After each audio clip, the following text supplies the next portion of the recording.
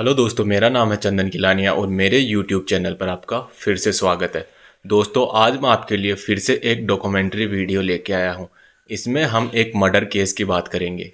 दोस्तों, आपको जो स्क्रीन पर लड़की दिख रही है वो बहुत ही सीधी सादी लड़की है, लेकिन इसने एक मर्डर किया है। इसने अपने पति का मर्डर किया है। इसका नाम है वैशाली ठाकरे।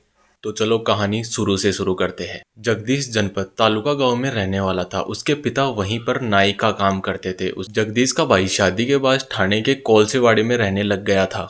जगदीश अपनी पढ़ाई गांव से करता है। पढ़ाई कंप्लीट होने के बाद जगदीश को अब काम करना था। अब काम के लिए वह अपने भाई के पास जाता है।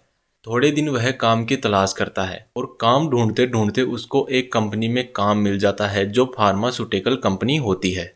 जगदीश की पढ़ाई भी पूरी हो गई, अब उसको काम भी मिल गया। तो उसके घर वाले सोचते हैं कि अब हमें जगदीश की शादी कर देनी चाहिए। अब जगदीश के घर वाले जगदीश के लिए लड़की ढूंढने लग जाते हैं। जगदीश के घर वालों के पास एक रिश्ता आता है, वैशाली ठाकरे। उसकी उम्र 22 साल की थी, जो मलाड में रहने वाली थी। जगदीश और वैशाली की एक दो बार मुलाकात होती है। उस मुलाकात में वैशाली और जगदीश शादी के लिए हाँ बोल देते हैं। कुछ टाइम बाद जगदीश और वैशाली की सगाई हो जाती है और दोनों आपस में फ़ोन पर बात करने लग जाते हैं। लगभग 6 महीने तक जगदीश और वैशाली आपस में बात करते हैं और 6 महीने बाद उनकी शादी हो जाती है। उनका रिश्ता बहुत ही ज़्यादा सही चल रहा होता है।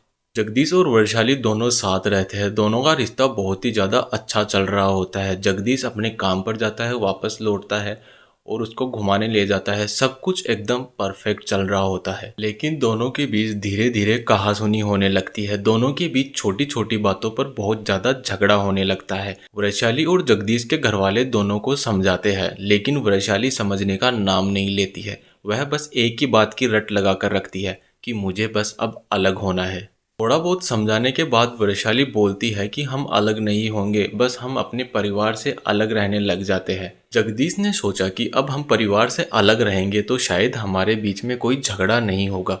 वह एक कोऑपरेटिव सोसाइटी में रहने लग जाते हैं। उस सोसाइटी का नाम उषा सदन होता है।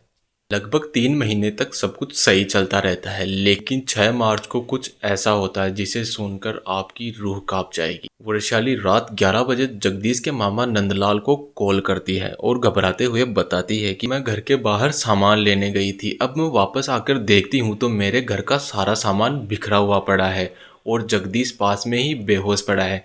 आप जितनी जल्दी हो सके मेरे घर पर आ जाओ। जगदीश की माँ और मामा पड़ोसियों के साथ जगदीश के फ्लैट पर आते हैं और देखते हैं कि जो भी वैशाली ने बताया वो सब कुछ सच था। जगदीश को जब देखते हैं तो पता चलता है कि जगदीश को अब तक सांस आ रही थी। जगदीश के घर वाले जगदीश को जल्दी से लेकर एक हॉस्पिटल में आते हैं जो पास में ही था, लेकिन वहाँ डॉक्टर बताते हैं कि जगदीश की हालत बहुत ज़्यादा गंभीर थी, इसलिए जगदीश को वहाँ से रेफर कर देते हैं। जगदीश को अब रुक्मणीबाई हॉस्पिटल में लाया जाता है। वहाँ जगदीश को मृत घोषित कर दिया जाता है और पुलिस वालों को कॉल कर दिया जाता है। थोड़ी देर बाद पुलिस हॉस्पिटल आती है और जांच शुरू कर देती है और जगदीश की बॉडी को पोस्टमार्टम के लिए भेज देती है। सब सोच रहे थे कि जगदीश के साथ क्या हुआ है। पुलिस वाले भी ज़्यादा पूछताछ नहीं कर रहे थे क्योंकि जगदीश के परिवार की हालत बहुत ज़्यादा खराब थी।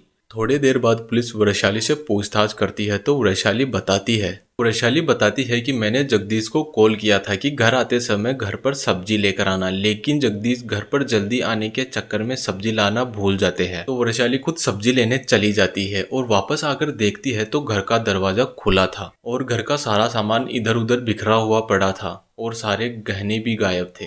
वैशाली अब दावा करती है कि चोर चोरी करने आए थे और जगदीश ने उन्हें रोकने की कोशिश करी तो चोरों ने जगदीश को जान से मार दिया। पुलिस धारा 174 के तहत मुकदमा दर्ज करती है और जांच शुरू कर देती है। जगदीश की पोस्टमार्टम रिपोर्ट डॉक्टर पुलिस वालों को बताते हैं।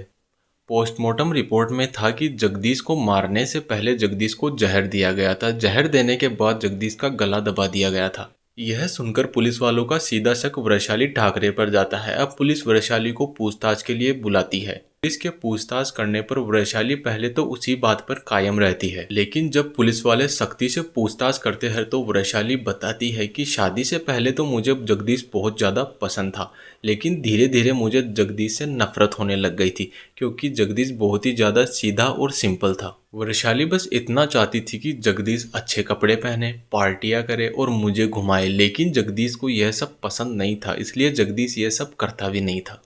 वैशाली बताती है कि जगदीश मेरी लाइफ स्टाइल के अकॉर्डिंग नहीं चल रहा था, इसलिए मैंने शादी के 20 दिन पहले ही जगदीश को शादी के लिए मना कर दिया था। मैंने जगदीश को बोला कि पहले मुझे कैरियर बनाना है, उसके बाद मैं तुमसे शादी करूंगी। यह बात अब जगदीश अपनी फैमिली को बताता है और जगदीश की फैमिली वैशाली की फैमिली से बात करती है। अब वर्षा की फैमिली वाले वर्षा से पूछते हैं तो वर्षा बताती है कि मैंने ऐसा जगदीश को कुछ भी नहीं बोला है, मैं शादी करने के लिए तैयार हूँ। शादी के 3 दिन पहले वैशाली वापस जगदीश को बोलती है कि मुझे शादी नहीं करनी, अगर जबरदस्ती मेरी शादी की गई तो मैं अपनी जान दे दूंगी। यह सुनकर जगदीश वापस अपनी फैमिली से बात करता है और शादी रोकने की बात करता है। अब दोनों की फैमिलीज आपस में बात करती है और पंचायत बुलाती है और पंचायत में शादी के लिए हामी हो जाती है। पूछताछ के दौरान वैशाली बताती है कि वैशाली की शादी जगदीश से तो हो गई थी, लेकिन वैशाली फिर भी जगदीश से अलग होने का प्लान बनाती रहती थी। अब वैशाली की प्लानिंग बन जाती है तो वैशाली पहले जगदीश के खाने में जहर मिलाती है और जगदीश को खाना खिला देती है। अब जगदीश बेहोश हो जाता है। जगदीश के बेहोश होने के बाद वैशाली जल्दी से जाकर एक रस्सी लाती है और जगदीश का गला दबाती है और तब तक गला दबाती रहती है जब तक कि जगदीश की सांसें नहीं रुक जाती। वैशाली प्लान के अकॉर्डिंग पहले तो घर का कीमती सामान गायब करती है, फिर सारा सामान बखेर देती है और जल्दी से मार्केट चली जाती है और वापस आकर पहले जगदीश को मामा को कॉल करती है और चोरी वाली कहानी सुना देती है। पूछताछ में वैशाली बताती है कि यह मेरा पहली बार नहीं था, मैंने पहले भी जगदीश को जान से मारने की कोशिश की थी, मैंने पहले भी जगदीश के खाने में जहर मिलाया था। वैशाली शादी से 2 दिन पहले बैचलर पार्टी रखती है और जगदीश को इनवाइट करती है, लेकिन जगदीश खाने के टाइम पर नहीं आ पाता है, इसलिए वैशाली जगदीश के खाने में जहर मिलाकर जगदीश को टिफिन में बांधकर दे देती है। जगदीश जब घर जाकर टिफिन खोलता है तो टिफिन में बहुत ही ज़्यादा गंदी बदबू आती है, इसलिए जगदीश वह खाना नहीं खाता, वह खाना बाहर फेंक देता है। इसलिए जगदीश की उस दिन जान बच जाती है और वैशाली का प्लान उस दिन फ्लॉप हो जाता है। लेकिन शादी के कुछ दिन बाद वैशाली जगदीश की जान लेने में कामयाब हो जाती है। वैशाली पर मर्डर का केस लगाया जाता है और यह केस अब तक कोर्ट में चल रहा है। दोस्तों, जगदीश को वैशाली इसलिए मार देती है कि जगदीश बहुत ही ज़्यादा सिंपल और सीधा लड़का था। आज के टाइम पर ऐसे लड़के बहुत ही कम मिल पाते हैं। दोस्तों, आपको क्या लगता है, वैशाली ने यह करके ठीक किया? अगर आपके साथ भी अगर ऐसा कुछ हो रहा हो तो आपको ध्यान दे लेना चाहिए। अगर आपको कोई मना कर रहा है तो आपको उसके साथ ज़बरदस्ती नहीं करनी चाहिए। आज का टाइम इतना ज़्यादा ख़राब है कि आपको कुछ भी समझ नहीं आता।